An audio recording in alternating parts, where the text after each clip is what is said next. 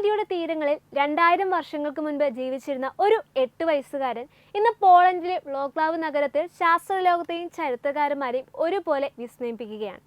കാലത്തിന്റെ കുത്തൊഴുക്കിലും മണൽക്കാറ്റിലും മാഞ്ഞു പോകാതെ അവശേഷിച്ച ഈ ബാലന്റെ മമ്മി ആധുനിക സാങ്കേതിക വിദ്യയുടെ സഹായത്തോടെ തന്റെ നിഗൂഢമായ ചരിത്രം ഓരോന്നായി വെളിപ്പെടുത്താൻ തുടങ്ങിയിരിക്കുകയാണ്.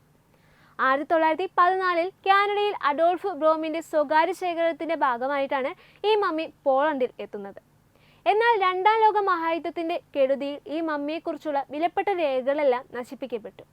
നൂറ്റാണ്ടുകളോളം വ്ളോക്ലാവിലെ ആർക്കഡേഷ്യൻ മ്യൂസിയത്തിൽ ഒരു പ്രദർശന വസ്തുവായി മാത്രം ഇരുന്ന ഈ മമ്മി ആരുടേതാണെന്നോ എവിടെ നിന്നാണ് വന്നതെന്നോ ആർക്കും അറിയുന്നുണ്ടായിരുന്നില്ല.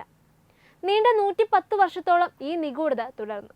2023 ആർച്ച് ബിഷപ്പ് ജോസഫ് കുപ്നിയുടെ നിർദ്ദേശപ്രകാരം പ്രൊഫസർ അഗത കുബാലയുടെ നേതൃത്വത്തിലുള്ള ഗവേഷക സംഘം നടത്തിയ പഠന ചരിത്രത്തിന്റെ പുതിയ വാതിലുകൾ തുറന്നത്.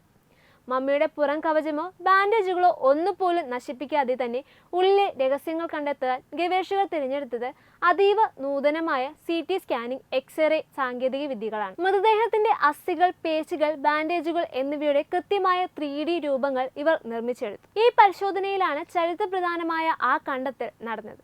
ആ ബാലന്റെ നെഞ്ചിനുള്ളിൽ അജ്ഞാതമായ ഒരു വസ്തു ഒളിഞ്ഞിരിപ്പുണ്ടായിരുന്നു. ഗവേഷകരുടെ നിഗമനമനുസരിച്ച് ഇതൊരു പാപ്പിറസ് ചുരുളോ അല്ലെങ്കിൽ വിലപിടിപ്പുള്ള എന്തെങ്കിലും രക്ഷയോ ആകാം. പുരാതന ഈജിപ്ഷ്യൻ വിശ്വാസമനുസരിച്ച് മരണാനന്തര ജീവിതത്തിലേക്കുള്ള യാത്രയിൽ തുണയാകാനാണ് ഇത്തരം വസ്തുക്കൾ ശരീരത്തിനുള്ളിൽ വെക്കുന്നത്. ഒരുപക്ഷെ ആ കുട്ടിയുടെ പേരോ കുടുംബത്തിന്റെ വിവരങ്ങളോ അല്ലെങ്കിൽ ദൈവത്തോടുള്ള പ്രാർത്ഥനകളോ അതിൽ ഉണ്ടാകാൻ സാധ്യതയുണ്ടെന്നാണ് ഗവേഷകർ കരുതുന്നത്. ദന്തഘടനയും അസ്ഥികളുടെ വളർച്ചയും പരിശോധിച്ചതിലൂടെ കുട്ടിക്ക് ഏകദേശം 8 വയസ്സുണ്ടാകാമെന്ന് ശാസ്ത്രജ്ഞർ ഉറപ്പു നൽകുന്നുണ്ട്. 123 സെന്റിമീറ്റർ നീളമുള്ള ഈ മൃതദേഹം ഒരു ആൺകുട്ടിയുടേതാണെന്ന് ഇതോടെ സ്ഥിരീകരിക്കപ്പെട്ടു.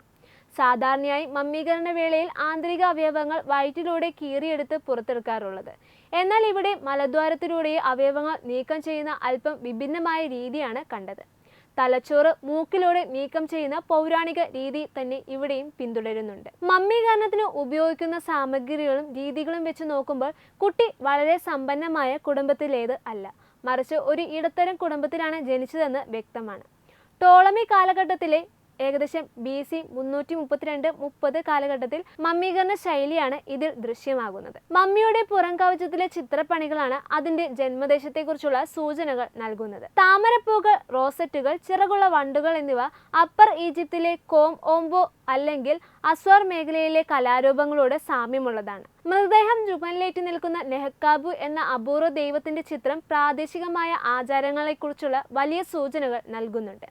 നൈൽ തീരത്തെ ഏതോ ചെറിയ ഗ്രാമത്തിലാകാം ഈ ബാലൻ ജനിച്ചു വളർന്നത്. ഇത്രയേറെ പരിശോധനകൾ നടത്തിയിട്ടും ആ കുട്ടി എങ്ങനെ മരിച്ചു എന്ന ചോദ്യത്തിന് മാത്രം ഇന്നും ഉത്തരം കിട്ടിയിട്ടില്ല.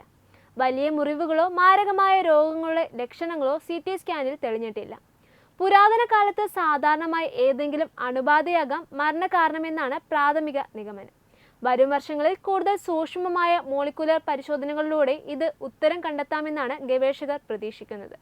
നെഞ്ചിലെ ആ നിഗൂഢ വസ്തു പുറത്തെടുക്കുക എന്നത് വലിയൊരു വെല്ലുവിളിയാണ്. പൊട്ടിപ്പോകുവാൻ സാധ്യതയുള്ള പുറം കവചം നശിപ്പിക്കാതെ എങ്ങനെ അത് വായിച്ചെടുക്കാം എന്നതിനെക്കുറിച്ച് ശാസ്ത്രജ്ഞർ ആലോചിക്കുന്നുണ്ട്.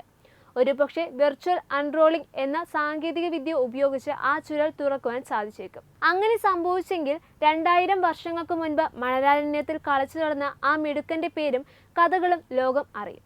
നിശബ്ദനായി ഇരുന്നു കൊണ്ട് ആ ബാലൻ ചരിത്രത്തിന്റെ പുതിയ പാഠങ്ങൾ ലോകത്തിന് പറഞ്ഞു കൊടുക്കുകയാണ്. ന്യൂസ് ഡെസ്ക് തത്തുമൈ TV.